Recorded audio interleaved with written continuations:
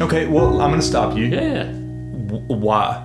Why? Because what makes you want to hope that right now that you're seeing? Are you seeing something in Christendom where things are going awry politically? Yeah, I think a lot of Christians have lost their perspective, and they get more excited about politics. They get more excited about leaders. They get more animated and angry about these things, and those emotions can be very telltale about love.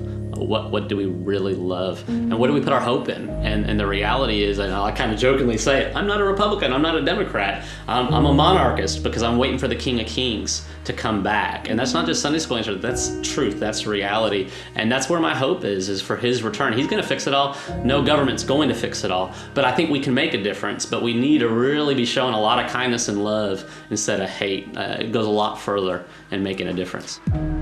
In today's episode of Coffee Break, we take a little bit of a turn into addressing kind of the recent events of what our week here has been like at South Fork. So usually there's a little bit of lead time on these episodes, but we thought just with the relevance of how kind of our week has played out, it would be good to bring you in on what we've seen, and not just what we've seen, but what we feel like God is bringing up in our souls to share, not just with kind of our families of what we're thinking about, but with you guys. And so every week you tune in and watch a different episode of someone kind of in our faith family or community and see what God's doing in their life. But in this week's episode, it's actually going to be Jonathan and I sitting down, actually standing on either end of this desk here and talking through a really strange experience he had, but how God is using it to hopefully change the tide of how we as citizens of the kingdom of heaven interact with this world and spread hope, love, and compassion, ultimately the way of Jesus. So it's my honor to present to you this week's episode of Coffee Break with Jonathan. We'll see you on the other side. Any more Twitter interruptions? Yeah, I told the guy, I said, I don't even have, I think it was the oops. Sorry, wrong button. I was totally kidding. You don't have to. No, the reporter was real curious, like how I found out. Like, you didn't find out for 4 hours after it happened. I said, I don't have notifications on Twitter. He's like, you don't. He's like, that must be nice. I said, it is. Well, I'm sure too, demographic wise, and like his experience, he's probably swimming in a completely different social media. Yeah. I mean, here I am, middle of the country. Totally. That's not who he's talking to. Yeah. He's talking to city people all the time. Yeah. We had to talk about that the other day, just about, it's so interesting how different social media platforms skew based off of your demographic. Mm-hmm. I don't know. I just think it's cool. Huh. Okay, you ready? Ready or not? Ready or not. Here we go. Oh, wait. Do we get to the clap? Stop. Clap. Or, no. We're supposed to do the... Listen, I already... You haven't been doing this lately. I haven't, because I already measured your focus. Hold on. Get it on both cameras. Let it focus. Is it focused off you? You look blurry. I know, because you're Action. Any amounts of professionalism are continually thwarted. Is this what I want to know which one of your brothers was my personality in your life growing up? Stephen and Leighton are the more serious ones. Uh-huh. Benjamin is serious and quiet. Rebecca is serious, but has a fun-loving spirit too. Landon and I are like twins of unserious. We're, always joking. Joking is our therapeutic source, I guess. Feel really bad for your serious siblings. And hopefully, brothers and sisters, if you saw that camera, hopefully it's accurate. It is. All right, so tell me, so obviously you've had an interesting last... what was the first day that the Twitter gate happened? Labor Day. It was Labor Day. So a week and a half ago. So it's been a week and a half, and so I think it's interesting because obviously your brothers and sister have been very supportive of you online. Oh yeah. That's been generally your experience for most people, or because it's like one thing to have your family in your corner, but it's another thing to have like random people in your corner. What's been your experience so far? In terms of just general response, because it started out. Yeah, actually, let's do this. Completely rewind. Give me a short version of what's happened in the last 10 days. Yeah, because a lot of people around here, they don't know. Which you might be the better for not knowing. Yeah, right. So I guess about 10 days ago, the President Trump, he tweeted at me on accident. It was an accident. He misspelling. He was trying to tag a news reporter named Jonathan Carl with a K in D.C. About the hurricane predictions and things. Anyhow, and but it happened to be a tweet that was also an insult. So as I only had that tweet, I guess, for about 4 minutes. I didn't find out for hours later. But in those 4 minutes, really quickly, I got like a little bit of a taste, just a tiny taste of what a lot of people endure a lot. Just a lot of really hateful and ugly stuff. So that was in just context of what? And hatred, or the like vitriol tweets and messages about, different things. You're so dumb. That's the nice version of it. Extremely edited. Yeah. So I didn't know about it when it happened. I think maybe it was 4 or 5 hours later. We had been down in Nashville for Labor Day. I had a good time as a family, met with some family, and then came back. Anyhow, I just sat down, checked into Facebook, and somebody I think had screenshot, oh, you got tweeted by the President of the United States. And so jumped over to Twitter. I don't have notifications on my phone or anything for these things, so I don't keep up with it all. Anyhow, so Twitter had blown up. My Twitter universe had blown up. And so it was just interesting.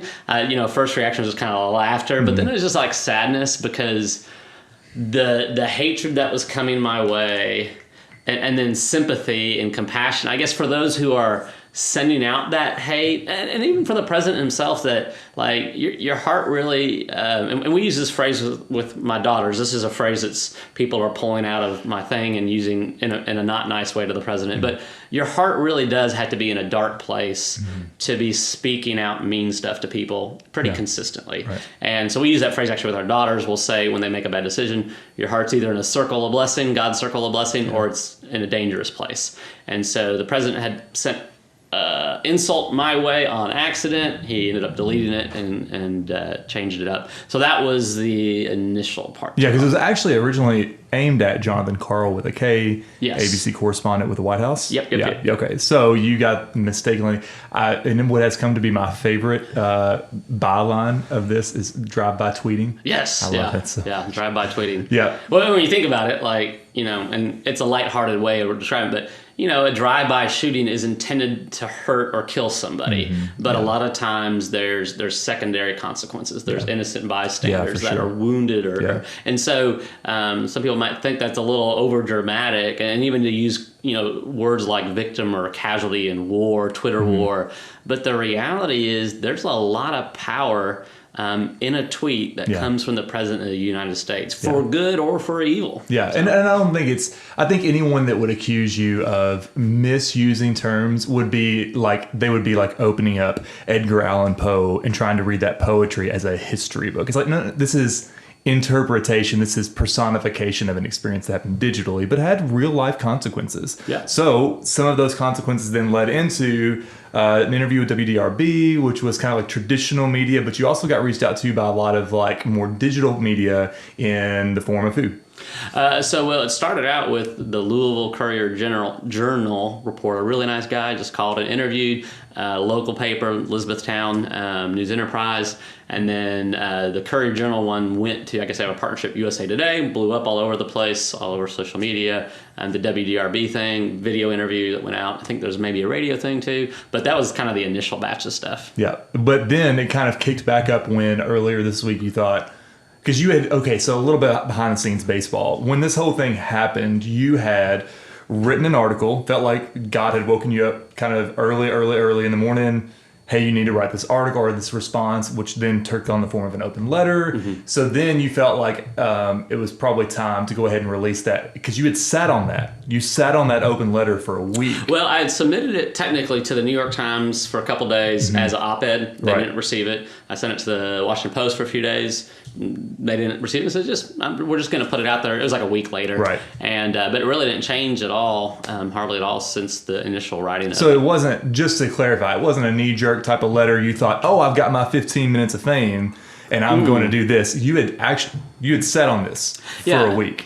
Well, by the time I put it on there, I mean, I had submitted it to maybe a couple days. It took a couple hours to write it. I ran it by you guys and just really spent a lot of time to prayer over it. Sent it by family for feedback too. But I honestly, I woke up the night after all this and I really felt the Lord saying, this wasn't an accident. This was my hand.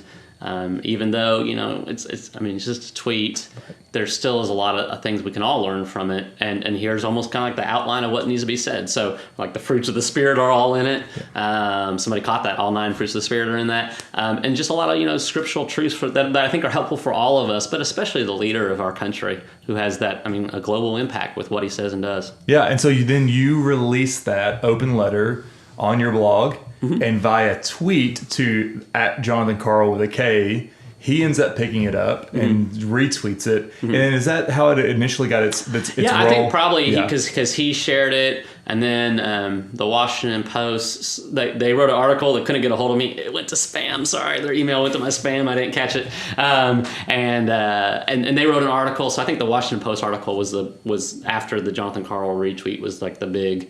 Because then it kind of went from there, kind of global. And so we come into the office, what was that, Tuesday morning, probably, yesterday morning. Yep. And all of a sudden there's a bunch of phone calls that Michelle's getting on the voicemail. Yep. And emails to the... a couple hundred emails now. info.southwark@gmail.com, our super professional email. You said that out loud. We're going to get more now. Oh, I know, right? Yeah. No, they've actually been really nice. Yeah. But, and that's what I was going to say is like...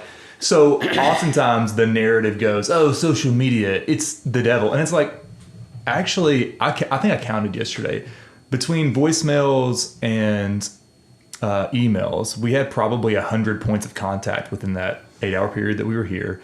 And 1, maybe up to 3 were negative. Mm-hmm. The rest were overwhelmingly positive. Mm-hmm. How does that make you... I think the percentage of negativity is a lot higher on Twitter. Yeah, for sure. There's a lot more of that on Twitter. I did, see, you told me not to let my phone ring, and then I ruined the whole thing. Do not disturb mode continually on. I probably had 100, 200 more emails, and my hunch is about 10 or 20 of them. So less than 10% were mean.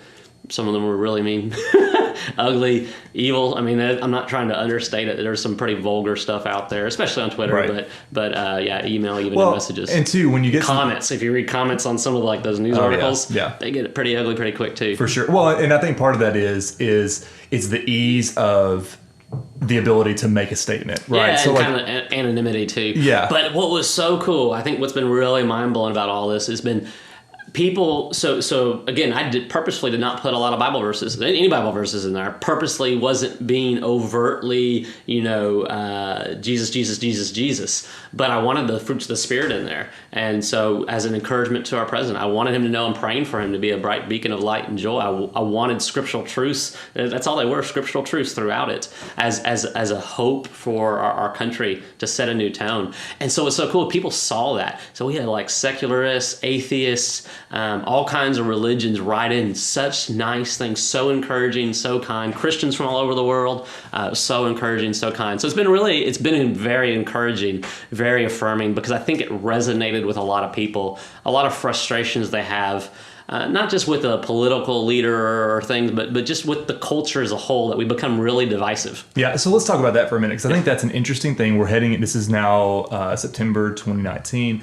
We are heading full speed ahead into another presidential election. If we're all honest, I think we all botched 2016's election on both sides. Just the reality was, it was almost like this really sobering moment where no one wanted that. Mm-hmm. As soon as that election was over, I think everyone kind of looked across the table and we were like, I think we made fools of ourselves. So in terms of how we handled and in terms of how overall social media handled itself politically. Sure. So and especially, okay, I'm going to go super serious here for a second. It's got me thinking, because today's September 11th, the day we're filming this. Yep. And when I think back to how we handled as a culture 2016's presidential election, and then I think back to September 11, 2001, it's a super sobering moment, because I'm thinking, man, at the end of the day, man, we're on the same team. Mm-hmm. Yep. We're on the same team. And that was part of my hope, and so I included Abraham Lincoln quotes throughout the article on purpose, because I think they were really helpful, godly truths, regardless of whether or not he followed the Lord.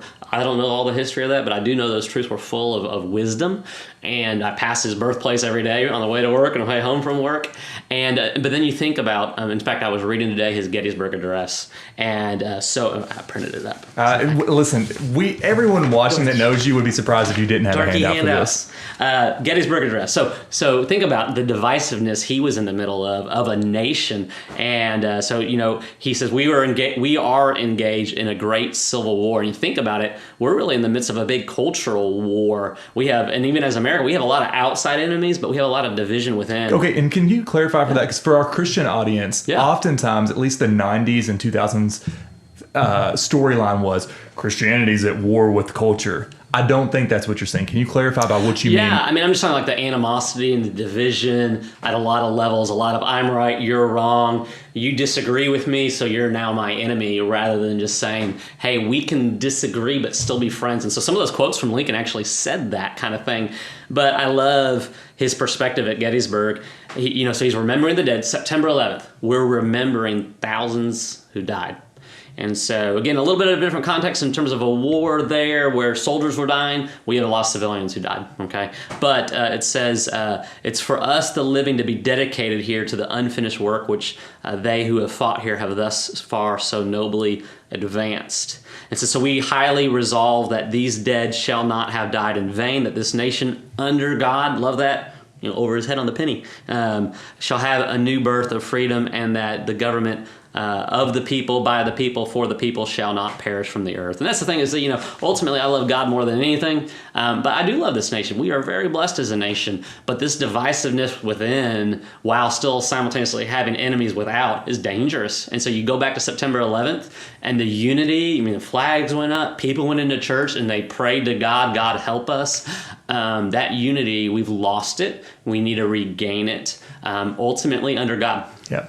Well, and so too, let's give maybe, because there might be someone watching right now and they're like, okay, hold up a second. I grew up in an era in Christendom, so we're speaking specifically to followers of Jesus right now, where you could not be on the same team as someone who believed different than you, whether that was a different denomination within Christianity or maybe it was within a different faith system altogether.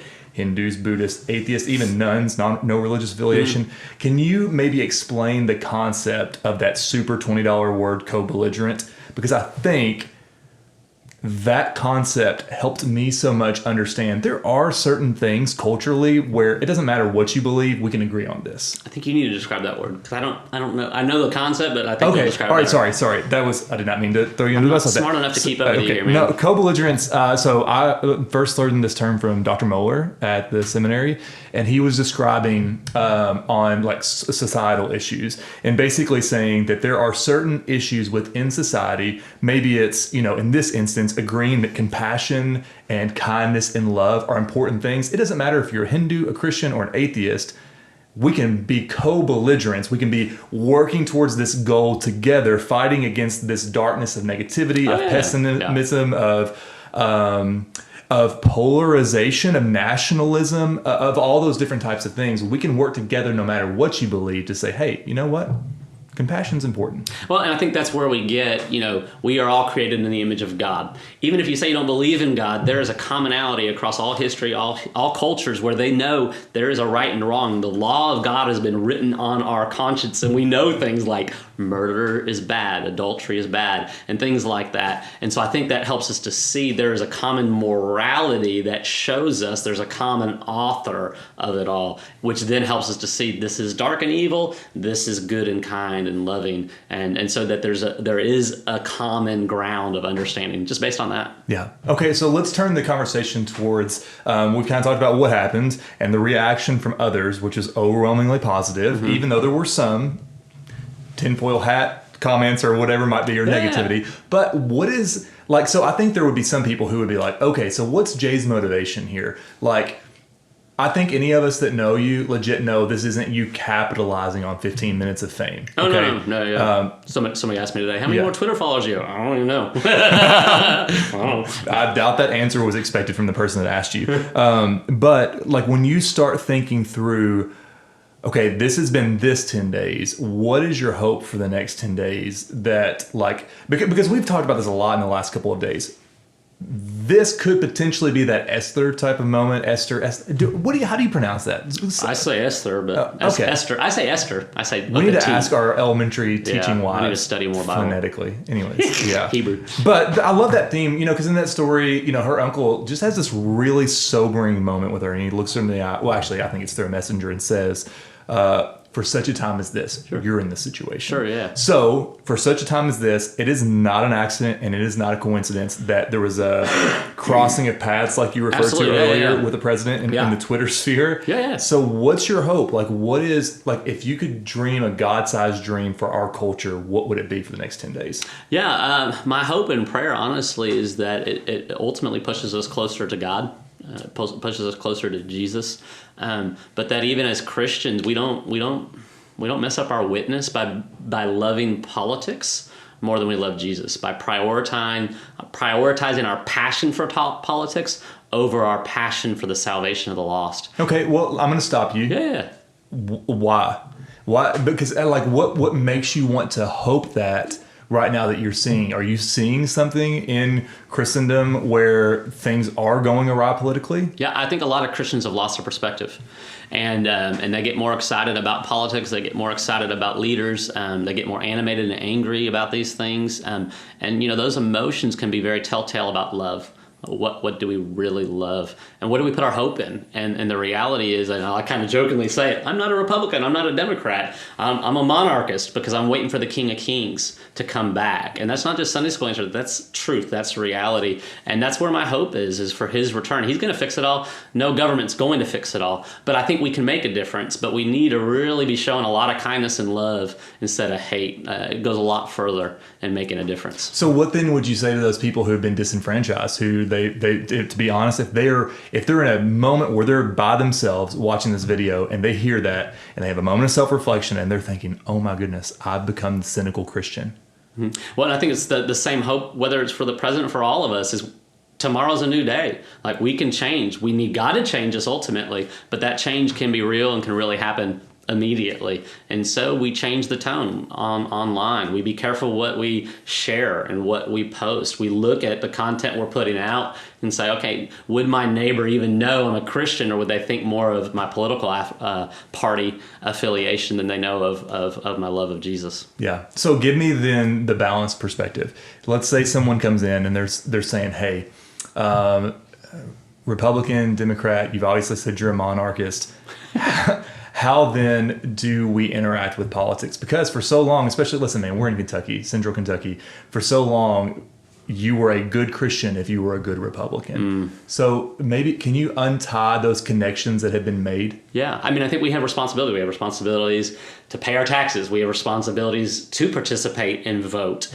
We have responsibilities to vote not blindly, but being informed of who we're voting on. We have responsibilities to know what are these issues and what does the Bible say about those issues. And it's complicated, but it's important. And we have a responsibility to submit to the authorities, to be respectful for them, to be praying for all sorts of leaders. Because when it goes well for our leaders in our government, it goes well for us. So having those dialogues, but being loving and respectful and keeping in measure the whole thing. Hey, God sometimes raises up bad leaders to bring judgment. Sometimes God raises up good leaders to bless. We never know. And it's a complicated thing about how the Lord's working behind the scenes. We don't see that. And that's ultimately a reminder. There's a war going on. There's a real spiritual war. We don't see it. Satan coming against, the forces of darkness coming against God.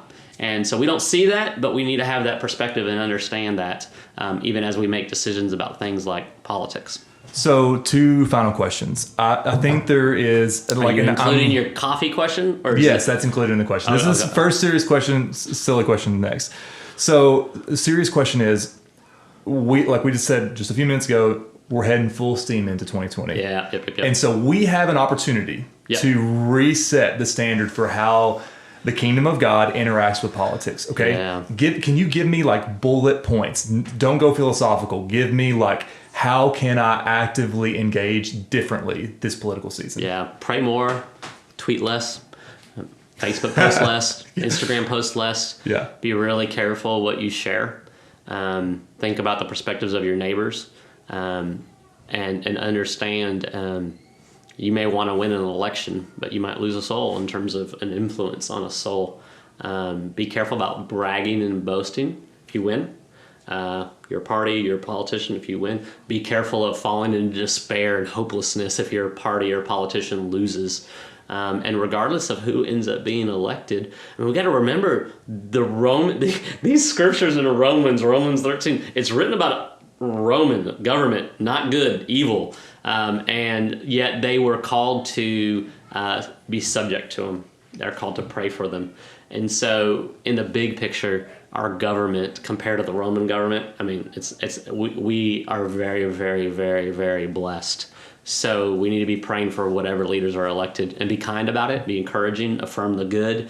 But if we speak too much about it, I think when those paths cross, I'm thinking John the Baptist with Herod, thinking Jesus with Herod and Pilate. I'm thinking Paul with Felix and Festus and King Agrippa. When the paths cross, if you get an accidental tweet from the president, there's an opportunity to speak, and speak with love, speak with humility. I love Paul as he shares with King Agrippa. He says, I'm speaking with truth and with reason. And King Agrippa's like, I mean, would you in such short a time want me to become a Christian?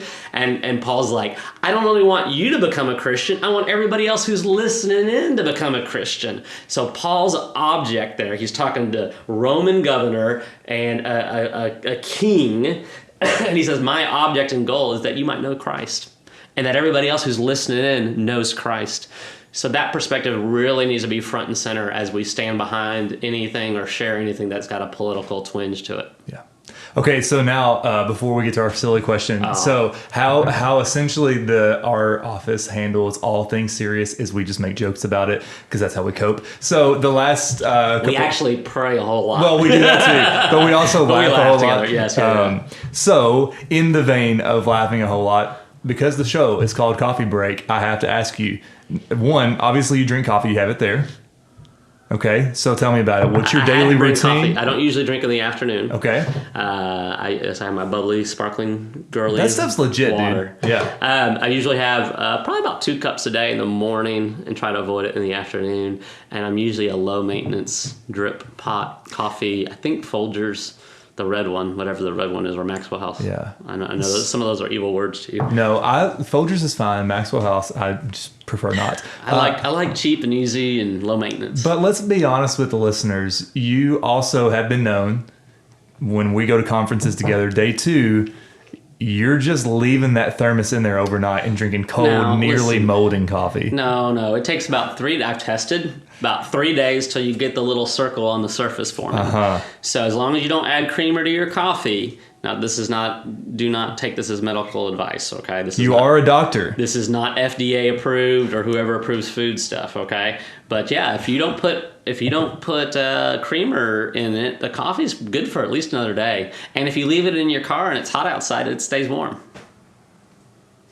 I would have kind of just preferred you said you didn't. Gagging? I just would have preferred you said you didn't drink coffee. Okay, but on a serious note, man. I have a 24-hour rule. Yeah, well, thank you. But on a serious note, thank you, because I know this is not an easy topic to talk about. It's not an easy topic to even suggest what you just did. But I think that's something that no matter what someone's personality or value disposition might be, like, who's going to disagree with, hey, let's just take a moment and breathe and pray about this first. Yeah. Or let's consider our neighbor, and will this thing, even though it might make me feel identifying with this particular side, will it ruin my witness with my neighbor? So thanks. And absolutely. And just kind of a little last thought here. Yeah, man. That's what's so good about being part of the monarchist party. All jokes aside, man, when Jesus is in control of your life, it gives you a peace. Part of what's so hard is with the whole political thing. Every day it's changing, and depending on what side you are on, you can go from a high to low really quick and fall into despair. But with Jesus, there's hope. I'm not a citizen ultimately of this world. I'm a citizen of the kingdom of heaven, and He's coming back. And until that day, we wait eagerly for His arrival. So I encourage you, in all seriousness, if you've never put Christ in charge of your life, first and foremost, that's what I want you to hear. I want you to hear and know Jesus loves you, and He can do a radical change in your life if you confess and turn away from doing things your own way, and you trust in Him and put Him in control, and you treasure and value Him above anything else. Yeah, that's what citizenship in the kingdom looks like.